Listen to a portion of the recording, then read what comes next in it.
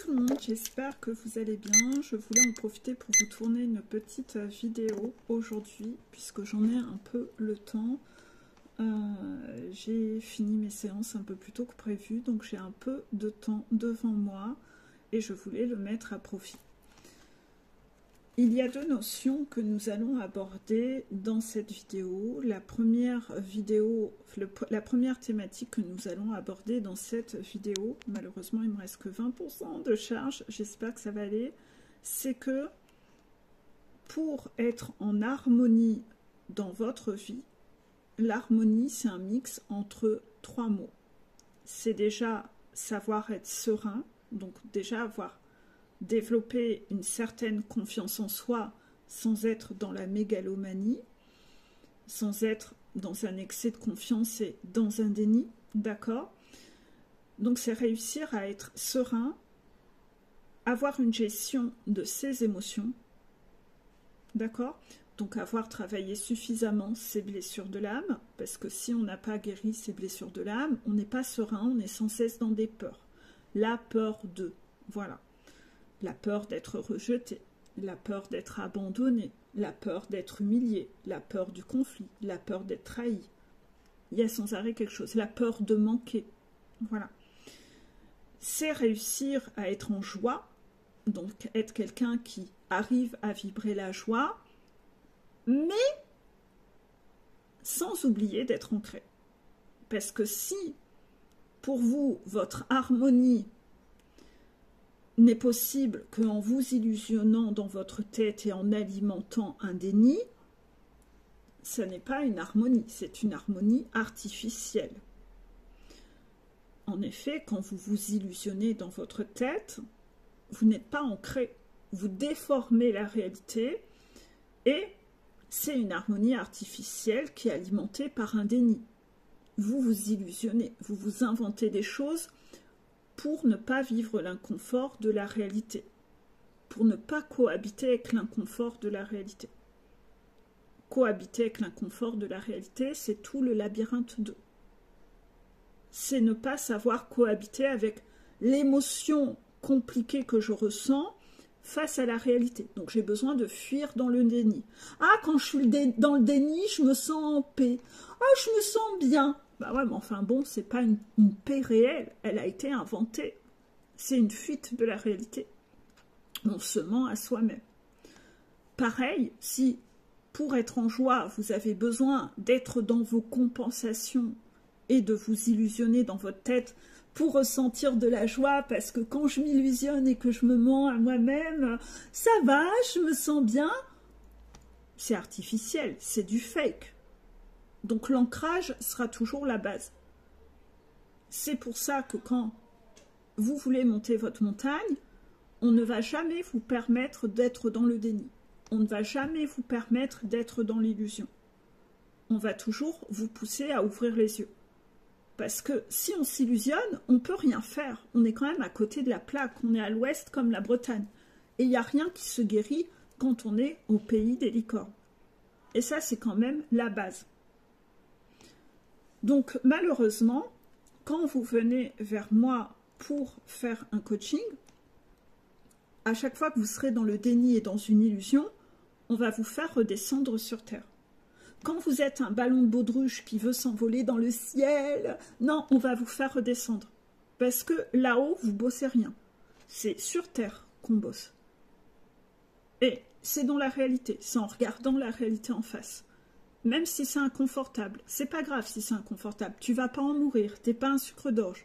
Tu vas apprendre à gérer tes émotions. Tu es plus fort que tu penses. Arrête de te voir plus faible que tu penses et à sans cesse fuir dans un monde irréel parce que tu penses que tu n'es pas capable de gérer la réalité. Beaucoup de personnes qui redoublent leurs incarnations, qui ont choisi souvent le suicide dans leur vie antérieure, ne veulent pas, c'est très dur pour eux d'être incarnés. Ils ont souvent des envies de fuite ou de suicide pour retourner là-haut. Parce que là-haut, on ne ressent pas d'émotions négatives. Mais non, en fait, au bout d'un moment, il faut quand même arrêter ce cinéma. Vous n'êtes pas un sucre d'orge. Vous êtes capable de transcender ça. Et ça, C'est la première base de ce message. Est-ce que je m'arrête là? Non, je continue. Ok. Donc ça, c'était un peu le premier message qui devait vous être délivré. Prenez des notes parce que le titre va parler de différentes thématiques. Ensuite, ça serait plutôt une capsule à faire. Donc ça, j'en parle pas là. D'accord. Ok. On veut que je vous raconte des anecdotes. Ok. De base, je devais faire une capsule sur un truc et finalement, je refais autre chose. Comme d'hab, je voulais supprimer les post-it. C'est dommage.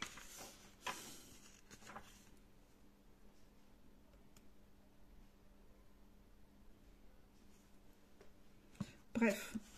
Je regardais s'il n'y avait pas un post-it que j'aurais pu dégager. Post-it. Allez, on va regarder des anecdotes. Bon.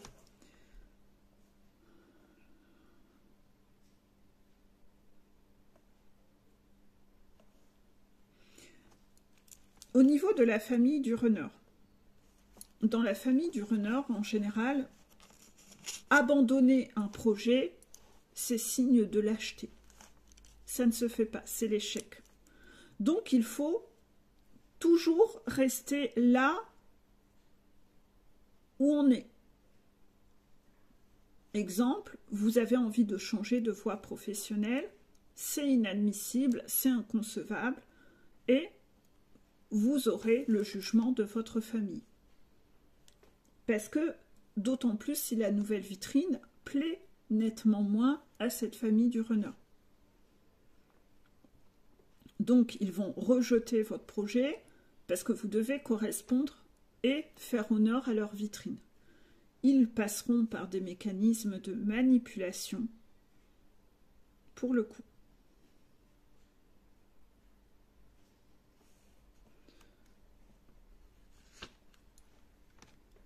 Donc ça, c'est une vraie anecdote.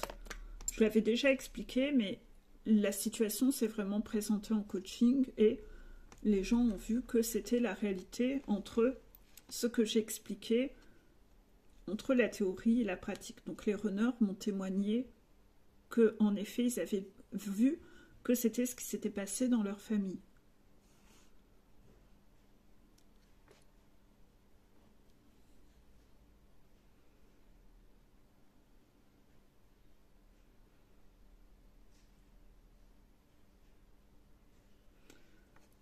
Les runners, parfois, on essaye de les reconnecter à leurs rêves d'enfant. À leur demander, mais tu voulais faire quoi, toi, quand tu étais enfant? Oui, parce qu'en fait, ça n'a pas été autorisé, justement, dans l'environnement du runner. Il fallait correspondre au catalogue et jamais aller vers ce qui faisait vibrer le runner de base. Mais parfois, le runner, un peu plus tard dans sa vie, va se rediriger vers ce qui correspondait un peu plus à ce dont il rêvait quand il était enfant, mais qui ne correspondait pas à mettre en valeur la famille, en fait.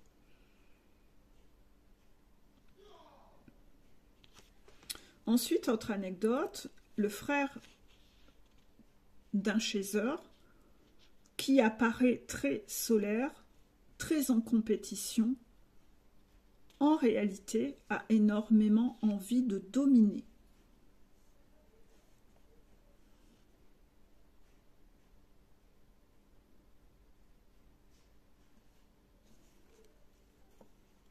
Ainsi, quand il était enfant, ce fameux frère du chaser, il sortait des couteaux et il montrait, il faisait des menaces à ce chaser quand il était enfant. Il faisait des menaces. Derrière son masque de solaire, dans l'intimité, il faisait, ce frère, des menaces au chaser. Donc avec des couteaux, le doigt dans la gorge, il faisait mal. Il n'était pas si solaire que ça, il avait une forme de violence. Et au final, on découvre que c'est un runner.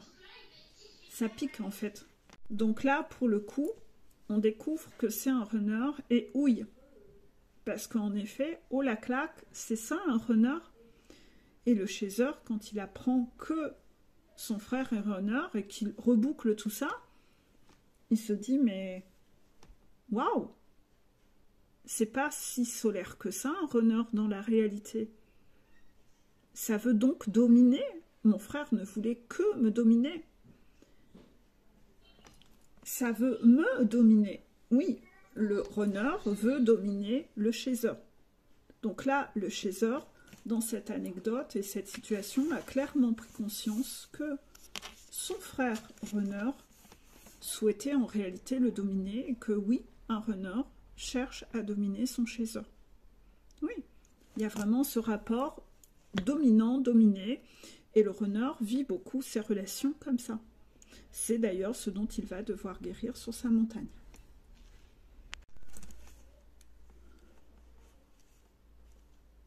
Quand on vous demande de travailler le pardon, on ne vous demande pas de jouer à Peter Pan pour ne pas souffrir.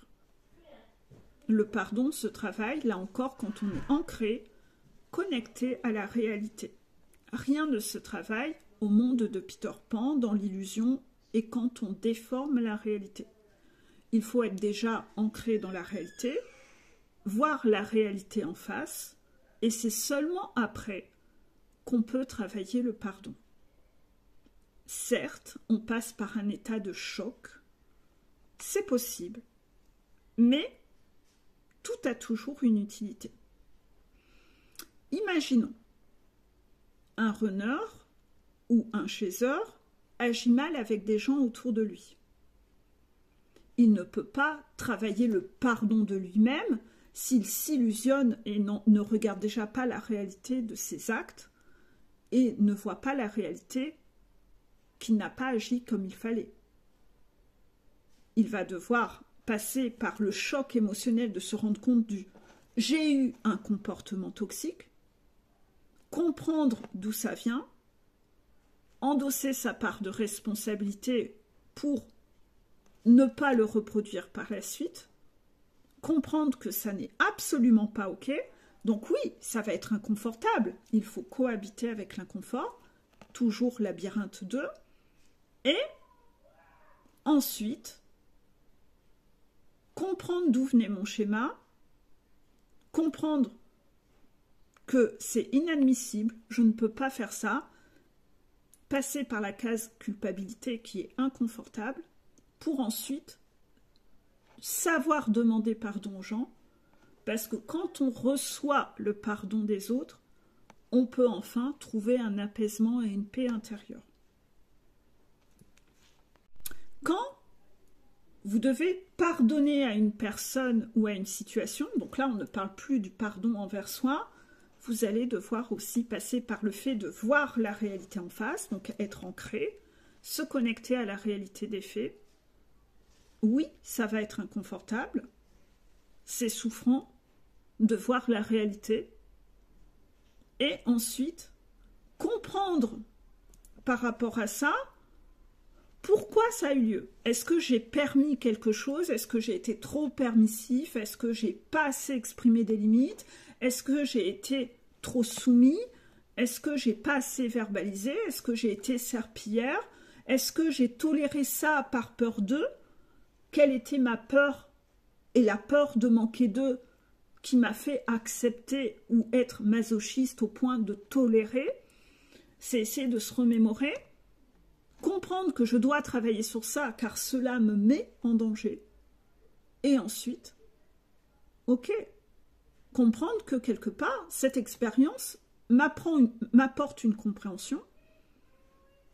Cela va m'être utile ou cela m'a été utile, puisque depuis, je ne permets plus ceci ou je ne permets plus cela. Il y a eu une forme d'évolution en moi. Malgré le négatif, j'en tire quelque chose de positif. Je peux donc comprendre que dans mon chemin de vie, cette épreuve a été en quelque soit utile et j'en sors quand même quelque part grandi. Donc, finalement, tout est juste. Je ne regarde pas que le négatif, j'essaye d'aller trouver le positif dans cette situation pour pardonner à la vie, y voir une forme d'utilité, me permet de retrouver une paix intérieure et un apaisement. Cela contribue encore à me retrouver une harmonie, à sortir de la révolte. Car si vous ne comprenez pas et que vous n'en tirez rien de positif, vous êtes dans l'incompréhension, vous êtes toujours en posture de victime, et de cette posture de victime, vous restez dans l'état de souffrance. Peine, colère. Mais vous n'arrivez pas à retrouver l'harmonie. Ça ne veut pas dire que vous allez aller pardonner à votre bourreau. Vous avez subi un inceste, il est quand même très compliqué d'aller pardonner à votre bourreau. Voilà. Autre témoignage que j'ai eu, des runners qui ont confirmé ce que j'avais expliqué dans des vidéos, qu'à une époque, on masturbait les enfants pour qu'ils dorment. Des runners m'ont avoué avoir des souvenirs que dans leur famille, des flashs, en effet, ils avaient été masturbés par des adultes pour qu'ils s'endorment, pour que les adultes aient la paix. Ce qui a créé chez eux des compensations à l'âge adulte. Je n'arrive pas à me calmer sans aller me masturber. Je me suis fâchée au boulot, j'ai besoin d'aller me masturber dans les toilettes. La masturbation est une compensation qui me permet de retrouver un apaisement. Car je ne sais pas gérer mes émotions, c'est la masturbation qui permet de me calmer. La masturbation est censée être axée à un plaisir et pas à un besoin de réguler ses émotions. Ça devient dysfonctionnel.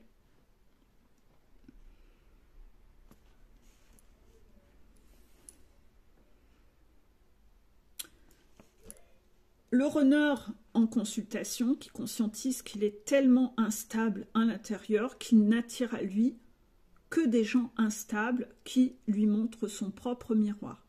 Quand le runner conscientise ce genre de choses, on est quand même vachement content qu'il apprenne à analyser les synchronicités et les effets miroirs qui lui montrent son propre miroir.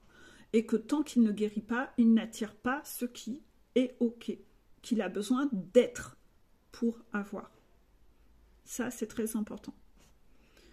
Tout ça, c'est des faits concrets que j'ai eus en coaching. Ensuite, situation avec un pervers narcissique sur une anecdote d'un piou-piou en coaching où le pervers narcissique dit « On ne peut même plus rire. C'était pas méchant. On ne peut donc plus rien dire. Si c'est comme ça, je ne dirai plus rien. Si c'est comme ça, je garderai tout pour moi. » J'avais déjà fait beaucoup d'articles sur les phrases des pervers narcissiques. Celle-ci en faisait partie. Le piou-piou était content, car dans une anecdote avec du gaslighting et de la manipulation qu'il a subi d'un pervers narcissique, il a bien vu que ce pervers narcissique qui avait cherché à le blesser et l'humilier par l'humour avait sorti toutes ces phrases-là. On ne peut plus rire. C'était pas méchant. Tu n'as pas d'humour. On ne peut plus rien dire. Si c'est comme ça, je ne dirai plus rien. Je garderai tout pour moi.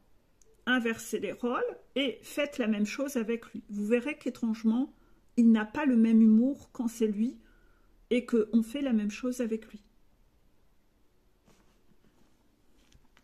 Ensuite, situation en coaching. Un chaser a l'énorme conscientisation qu'elle n'est pas sexy dans sa vie.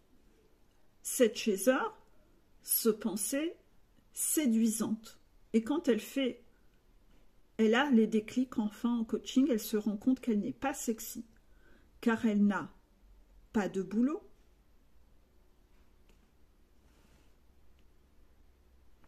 parce qu'elle harcèle son runner la plupart du temps. Si le runner la contacte trop tard, la chaser boude, mais elle boude sans expliquer le pourquoi du comment, car l'autre doit deviner pourquoi elle boude. C'est quand même pas sexy. Et quand enfin le runner finit par deviner pourquoi elle boude, donc elle fait un peu sa princesse, la réponse c'est « Ah, tu vois, t'as deviné, Voilà, ce côté très passif-agressif, très puéril, où on ne sait pas communiquer de façon mature. Avec des phrases telles que « Je ne m'attendais pas à ce que tu me respectes de toute façon. » Vous voyez ? « Je t'ai attendu toute la soirée pour t'entendre me dire ça. » Voilà, alors que personne ne lui a demandé d'attendre. Et « Je n'ai pas la force de... » Mais c'est elle qui fait des histoires. Et à la fin, la chaiseur bloque en mode capricieux le runner pour pas grand-chose. Ça, c'est un peu les réactions exacerbées et très instables du chaiseur. C'est pas sexy. Autre anecdote, cette fois un runner qui a peur du conflit avec l'ex-mari, l'ex-conjointe, je ne sais plus le sexe. Donc, ce runner, on lui fait vivre des entraînements de conflit au travail pour le renforcer dans sa gestion du conflit. Cette personne vit des entraînements de ring au travail pour après être capable de vivre les conflits avec le conjoint. Ceci dit, le runner est beaucoup plus capable de vivre les entraînements au travail qu'à la maison. Ainsi, les runners, les guides ont orchestré dans cette vie du runner de lui présenter plein de personnalités différentes avec qui vivre des conflits et petit à petit, on lui représente la personnalité et le tempérament qui arrive le mieux à manipuler le runner et qui lui fait le plus peur. Pour certains runners, ça va être le côté très colérique, très autoritaire qui va trop impressionner le runner et le runner loupe tous ses défis avec ces tempéraments-là. D'autres runners vont être au contraire très manipulables avec la femme. Je ne sais pas m'imposer avec une femme parce que quand j'étais enfant, ma mère c'était le personnage dominant de la famille. Et je garde cette peur, je suis encore soumis à ma mère et j'ai encore beaucoup de mal à m'affirmer par rapport à une femme. L'homme doit respecter la femme et ne doit pas, sinon il sera jugé de mauvais. Enfin, vous voyez tout ce qui peut se représenter, comment il a été conditionné et programmé. Et pour d'autres runners, ça va être le personnage brebis égaré, parce que sa mère jouait un peu à ça, et ça c'est quelque chose qui arrive du feu de Dieu à manipuler le runner, les larmichettes, il s'en veut, il se laisse manipuler par ce genre de personnage, et donc il aura des conflits avec des femmes qui ont le même mécanisme et le même mécanisme de manipulation, car c'est le talon d'Achille du runner, et il doit apprendre à s'imposer même face à quelqu'un qui utilise cette forme de manipulation et les femmes qui utilisent cette forme de manipulation. Donc le runner, on va l'entraîner pour à chaque fois lui représenter le cas de figure qui arrive le mieux à le manipuler et avec lequel il n'arrive pas à s'imposer. Hein, ça fait partie de la montagne du runner. Parfois, quand vous allez au commissariat pour porter plainte, parfois, vous verrez que les policiers ne veulent pas prendre vos dépôts de plainte. Il faut quand même être persévérant, aller dans un autre commissariat ou revenir à une autre heure. Vous aurez un autre policier qui lui prendra votre déposition et vous devrez inévitablement dénoncer l'autre policier qui a refusé de faire son travail correctement. Ça arrive régulièrement comme défi pour là aussi oser prendre votre place, oser dénoncer ce qui n'est pas correct, oser dénoncer l'injustice et oser vous imposer. Ça vous fait travailler la blessure d'injustice et la blessure de rejet. Prendre votre place. Hein? Donc là-dessus, c'est très important. Ça fait partie aussi de votre évolution. Ça vous permet de retrouver des couilles. En gros, c'est ça. Hein? En d'autres mots, pour parler vulgairement. En consultation, j'ai eu des chaiseurs qui m'ont expliqué que parfois la première écoute de leur consultation, puisque moi ça passe par c'est enregistré, la personne peut réécouter, à la première écoute, la personne explique « Mon ego est piqué à la première écoute ». Oui, quand on montre les dysfonctionnements, voilà. Mais parfois, je me rends même compte que j'entends même des mots que tu n'as même pas dit. Car, voilà, ça cogite. Et quand la personne réécoute les vocaux, elle se rend compte, mais en fait, tu n'as même pas dit ça. Non. C'est là où on voit que l'ego peut facilement déformer la réalité.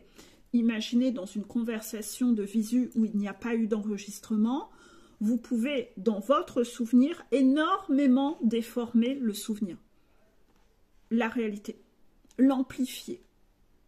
C'est pour ça que parfois, l'écrit n'est pas si négatif que ça, parce qu'au moins l'écrit reste, et quand on le relit, on se rend compte qu'on l'a un peu déformé, le souvenir, que parfois on a un peu aggravé la situation, qui de base n'était pas si grave. Quand c'est une conversation au téléphone ou de visu, on n'a plus de preuves. On ne peut pas relire, on ne peut pas réécouter. Et là, malheureusement, il y a beaucoup plus de risques de rester sur un souvenir déformé et amplifié. C'est là où on voit à quel point l'ego et le serpent changent le souvenir pour créer plus de conflits qu'il n'y en a en réalité, ou au contraire le rendre plus joli. Hein? Si c'est un complice du serpent, cette personne est toxique, ah, je vais au contraire remettre un peu de rondeur, voilà.